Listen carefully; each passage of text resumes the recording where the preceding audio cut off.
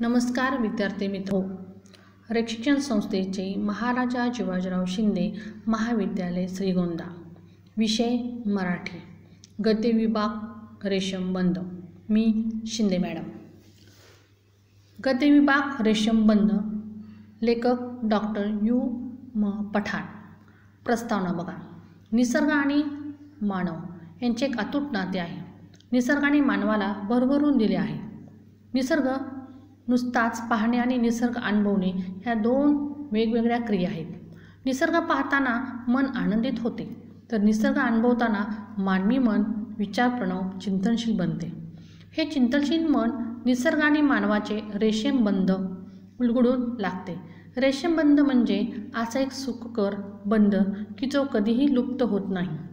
अशा चिरकाल टिकणाऱ्या मानव व निसर्गाच्या नात्याला अलवारपणे वेध रेशमबंध या पाठात डॉक्टर यू म पठाण यांनी घेतला आहे। रेशमबंध हा यू म पठाण यांचा नावाजलेला ललित संग्रह आणि या ललित गद्याची वेगवेगळी रूपे या ललित संग्रहात आहेत।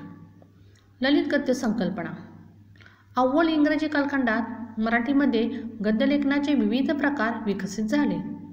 प्रबोधन, प्रौढ, गंभीर, विचारप्रधान, निबंध, गोष्ट, ललित निबंध, ललित लेख, ललित गद्य, मुक्त गद्य अशी त्यांची विविध रूपे आहेत।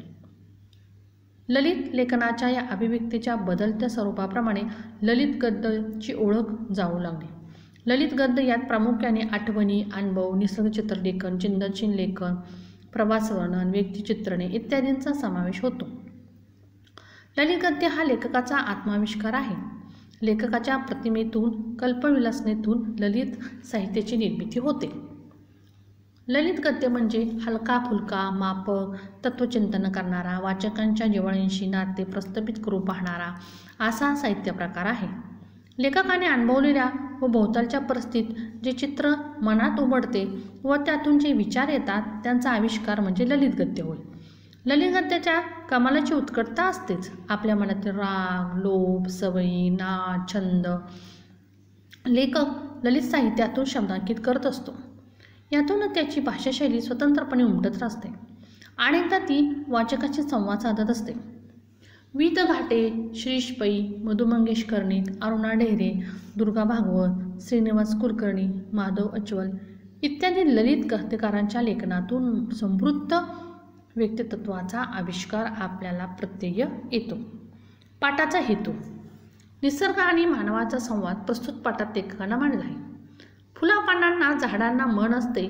आपल्या भावना, स्पर्श झाडांना कळत असतात। जेवढे आपण निसर्गावर प्रेम करू त्यापेक्षा कितीतरी तो आपल्यावर देत असतो। निसर्गाची विविध विलोभनीय रूपे मांडताना झाडांना सोबत येणाऱ्या पाखरांशी असलेले नाते अलवारपणे रेशमबंध या पाठात दिसून येते। निसर्गातील सौंदर्य जाणणे, त्यांची जपणूक करणे, पर्यावरणाची काळजी घेणे हाच प्रस्तुत पाठाचा हेतू आहे। निसर्ग हा मानवासारखा संवेदनशील आहे। मानवाच्या भावना, आशा, निराशा व फुलांचे बहरणे याचा अतूट संबंध आहे। हेच आपल्याला प्रस्तुत पाठातून जाणवतं। निसर्ग आणि मानवी संस्कृतीचा समन्वय रेशमबंधमध्ये दिसून येतो। पाठाची मध्यवर्ती कल्पना।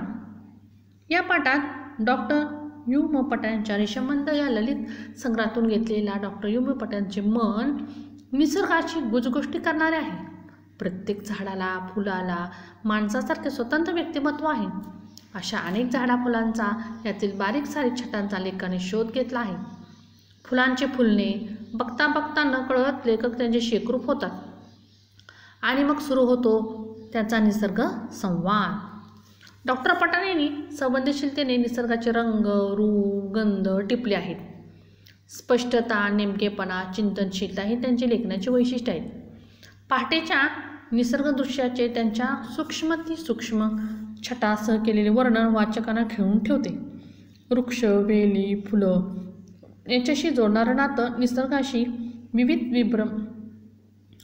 विभ्रम या साऱ्यांचे मनोहरी दर्शन प्रस्तुत पाठात आले आहे। उत्तरात्रीनंतर येणारी पहाट व लेखकाची मनस्थिती यांचे लालित्यपूर्ण शैलीत वर्णन केले आहे। निसर्ग आणि मानवाचे रेशमबंधासारखे तरल असलेले भावबंध प्रस्तुत लेखात लेखकाने उलगडून दाखवलेत। वृक्ष, वेली, फुलं यांच्याशी जुळणारं नातं पहाटेचा अनुभव विविध छटांसह मांडलेला आहे. उत्तर रात्रीनंतर येणारी पहाट लेखकाची मनस्थिती याच लालित्यपूर्ण शैलीत वर्णन केले आहे. पहाट पाहण्याजोगा नसून अनुभवण्याजोगा असते हे सांगता सांगता लेखकाने वाचकाशी जवळचे नाते प्रस्थापित होते व हे समजत नाही. निसर्ग व मानवातलं नातं उलगडता उलगडता वाचक लेखकाशी सहज जोडला जातो. समारोप. निसर्गाकडे सौंदर्यदृष्टीने कसे पाहावे हे रेषमबंद पाठाच्या अभ्यासातून आपण शिकतो. निसर्गाचे सौंदर्य शब्दात पकडणे लेखकाचे कसं पाठात दिसून येते. सूक्ष्म निरीक्षण शक्ती, निसर्गाची मूलगामी चिंतन बरोबर लेखकाची साधी सोपी भाषाशैली प्रत्ययाला येते आणि लेखकाची शैली अर्थहीन शब्दांचे विविध स्वरूप ही पाठाची प्रमुख वैशिष्ट्ये आहेत. नमस्कार.